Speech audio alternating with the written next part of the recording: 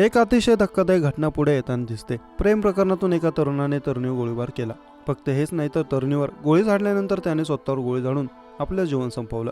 पोलिसांना या घटनेची माहिती मिळताच त्यांनी घटनास्थळी धाव घेतली। या घटनेनंतर एकच खळबळ बघायला मिळते। तरुणीवर आणि स्वतःवर गोळी झाडणारा 25 वर्षीय गौरव हा अमरोहा जिल्ह्यातील असल्याचं सांगण्यात येतं। गोळी झाडण्याच्या अगोदर तरुण आणि तरुणीत वाद झाल्याचं गावातील लोकांनी पोलिसांना सांगितलं।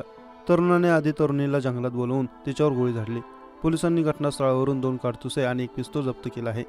SP कृष्णकुमार बिश्नोई यांनी सांगितलं की अमरोहा येथील तरुणाने प्रेम प्रकरणातून गोळीबार केला। अमरोहाच्या तरुणाने BScच्या विद्यार्थ्यांना बोलवले। यानंतर तरुणाने तिच्यावर गोळी झाडली, मग स्वतः देखील आत्महत्या केली।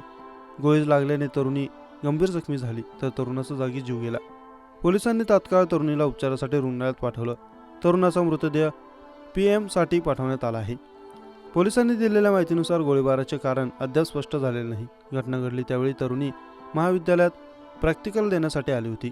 लोक घटनास्थळी पोहोचण्याच्या अगोदर संपूर्ण घटना घडली होती, ज्यानंतर याबद्दलची माहिती ही पोलिसांना देण्यात आली।